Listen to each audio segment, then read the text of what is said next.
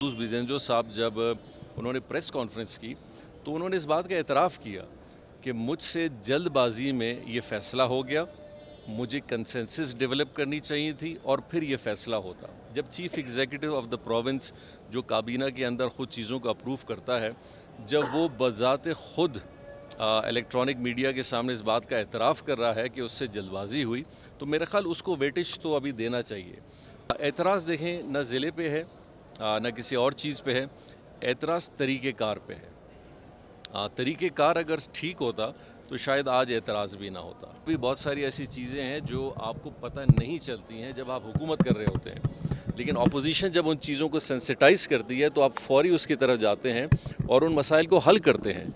लेकिन अगर खामोशी का माहौल हो तो फिर ये साइलेंट खामोशी और ख़तरनाक होती है। और मेरा ख्याल कुद्दूस बिजेंजो साहब मेरी इस बात से थोड़ा सा इशारा समझ गए होंगे कि जब अपोजिशन खामोश हो तो आप समझें कि मामला कुछ ठीक नहीं है।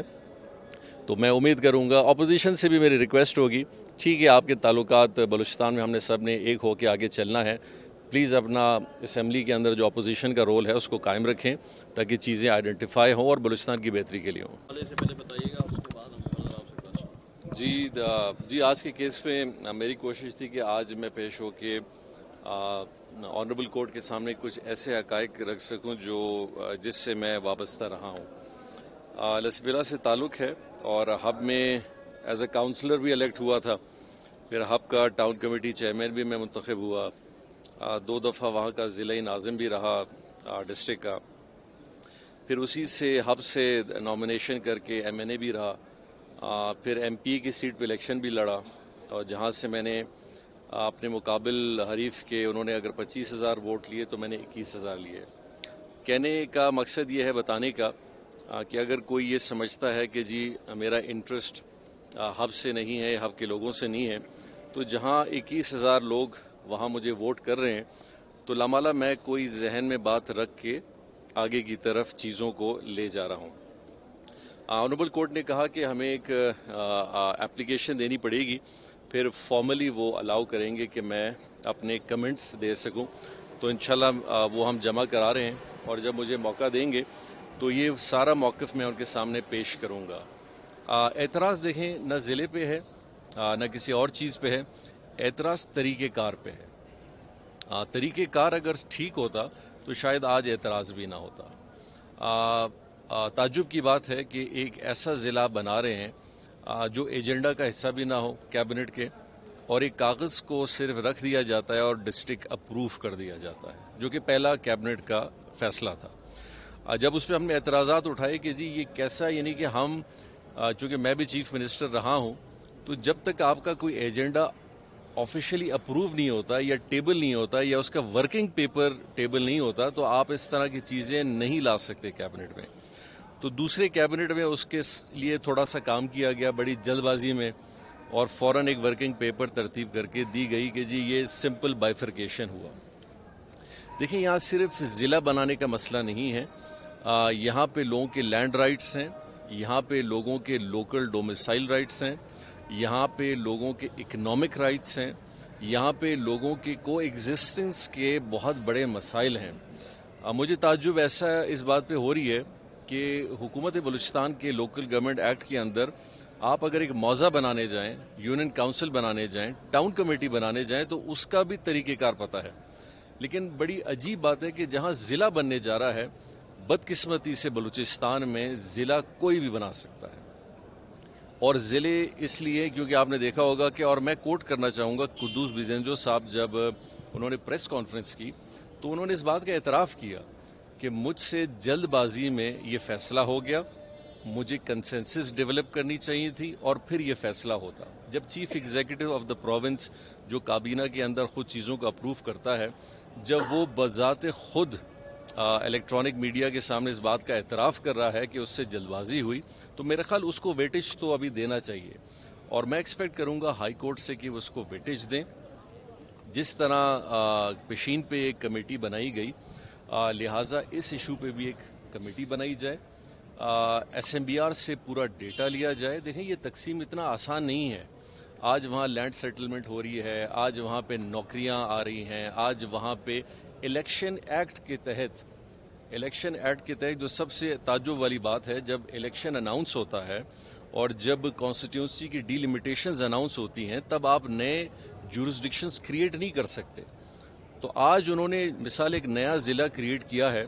تو جون میں جب یہ شیڈیول اناؤنس ہوا تھا تو لوگوں نے فارمز بھرے ہیں، نامینیشنز اپنی بھری ہیں، ان کو ابھی صرف سمبل الاٹ ہونا ہے. تو آج جب آپ نے ضلع بنا دیا تو وہ سارا پروسیس کہاں جائے گا؟ کیا اسی پروسیس پہ پھر سے الیکشن ہوں گے؟ کیا الیکشن کمیشن پھر سے ڈی نوٹیفائی کرے گا اور پھر سے نامینیشنز لوگ فل کریں گے ایک نئے ضلع کے لیے؟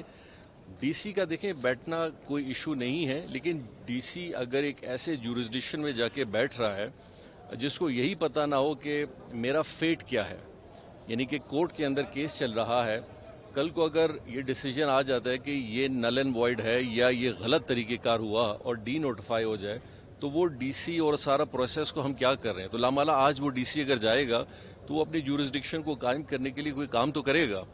اب وہ کہاں سے کرے گا؟ وہ اکیلا آدمی تو کچھ نہیں کر سکتا ہے. اب ریونیو ڈپارٹمنٹ اس ڈی سی کی سنے یا موجودہ ڈی سی کی بات سنے. تو ان ساری چیزوں کو مد نظر رکھتے ہوئے میں یہ محسوس کرتا ہوں اور ایکسپیکٹ بھی کرتا ہوں آنریبل ہائی کورٹ سے کہ اس پہ ایک کمیٹی بنائی جائے اور جتنی بھی کمزوریاں ہیں ان کو ہائی لائٹ کیا جائے. اور ساتھ میں ایکسپیکٹ کروں گا، کیونکہ سو موٹو ایکشن سپریم کورٹ کے جورسڈکشن میں ہے، کہ چیف جسٹس پاکستان بلوچستان کے نیو اضلاع بنانے کے میکانزم پہ گورنمنٹ کو اگر یہ ڈائریکشن جایا جائے کہ وہ لیگل لیجسلیشن اس پہ کیوں نہیں کر رہی. آج آپ پنجاب یا سندھ یا کے پی میں چلے جائیں، وہاں نئے ضلع اس طرح نہیں بنتے. وہاں باقاعدہ ریونیو ڈپارٹمنٹ، باقی جتنے بھی ڈپارٹمنٹس ہیں، بجٹنگ، یہ سارا اپنا ایک پروپوزل بناتے ہیں، پھر جا کے ضلع بنتا ہے. ہمارے یہاں بڑا آسانی سے ایک نقشے پہ ہم ایک لائن لگا دیتے ہیں، تو وہ ساری چیزیں ادھر اور کوئی چیزیں ادھر ہم کر دیتے ہیں، جس سے لوگوں میں عدم اعتماد پیدا ہوتا ہے، ٹرسٹ کا ڈیفیسٹ پیدا ہوتا ہے. لیکن میں بہت ہوپ فل ہوں کہ انشاءاللہ چیف جسٹس بلوچستان جب انشاءاللہ موقع دیں گے، میں اپنے سارے موقف کو ان کے سامنے رکھوں گا. سر قدوس صاحب نے کوئی یقین دہانی کرائی ہے کہ نوٹیفکیشن واپس لیا جا رہا ہے؟ آپ سے ملاقاتیں بھی ہوئی؟ نہیں جی، میں نے اس سلسلے میں ان سے میری کوئی بات نہیں ہوئی. چونکہ اب یہ پروسیس نہ صرف کابینہ سے منظور ہوا، پھر گورنر بلوچستان نے اس کا ایک نوٹیفیکیشن بھی گیزیٹر کے تھرو میرے خیال نکالا ہے.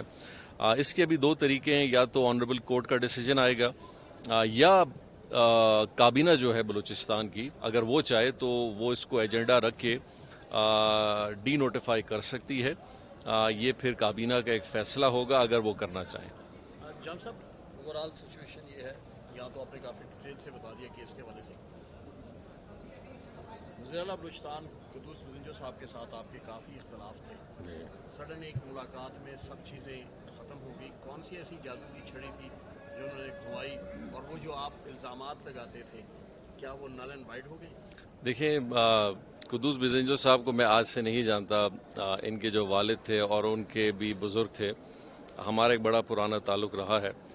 قدوس بزنجو صاحب سے میرے جو اختلافات، یقینی طور پہ ہم دونوں ایک ہی پارٹی کے حصہ ہیں، بلوچستان عوامی پارٹی، تو وہ جو اختلافات عدم اعتماد کی صورت میں پیش ہوئے، وہ ایک پولیٹیکل سٹانس تھا. ہماری پارٹی کا ایک موقف آیا اور وہ کچھ ممبران یہ سمجھ رہے تھے کہ ہم موجودہ سیٹ اپ کا حصہ نہیں بن سکتے. پھر اپوزیشن نے ان کی فل سپورٹ کی، جس میں بی این پی مینگل ہے اور جس میں پی کے میپ ہے اور جے یو آئی تھی.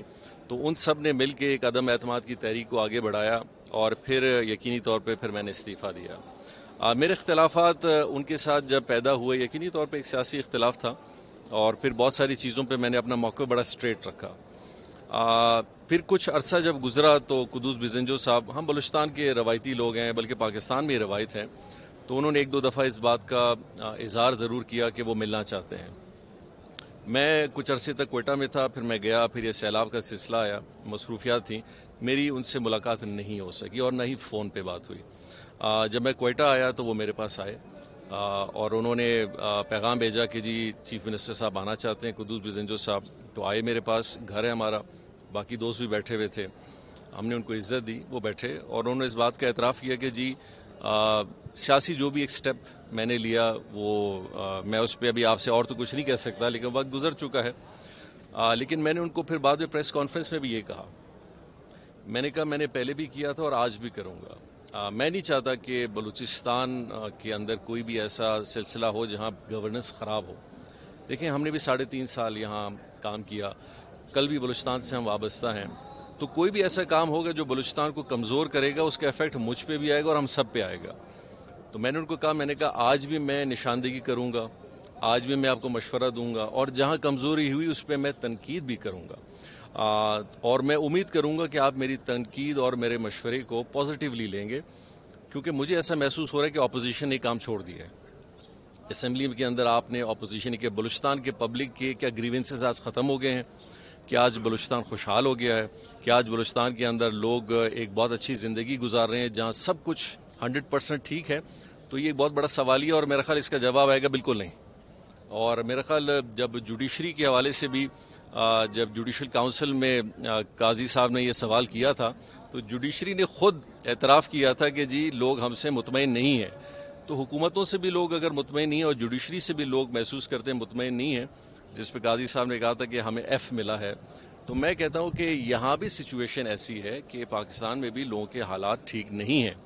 لیکن اب وہ آواز کون اٹھائے گا؟ میں تو اسمبلی میں نہیں دیکھ رہا, تو مجبوراً ہمیں کبھی کبھی وہ آواز اٹھانی پڑتی ہے, اور یہ فیور میں جائے گی انشاءاللہ اس گورنمنٹ کے, کہ دیکھیں کبھی کبھی بہت ساری ایسی چیزیں ہیں جو آپ کو پتہ نہیں چلتی ہیں جب آپ حکومت کر رہے ہوتے ہیں, لیکن اپوزیشن جب ان چیزوں کو سینسٹائز کرتی ہے تو آپ فوری اس کی طرف جاتے ہیں اور ان مسائل کو حل کرتے ہیں. لیکن اگر خاموشی کا ماحول ہو تو پھر یہ سائلنٹ خاموشی اور خطرناک ہوتی ہے. اور میرا خیال قدوس بزنجو صاحب میری اس بات سے تھوڑا سا اشارہ سمجھ گئے ہوں گے کہ جب اپوزیشن خاموش ہو تو آپ سمجھیں کہ معاملہ کچھ ٹھیک نہیں ہے.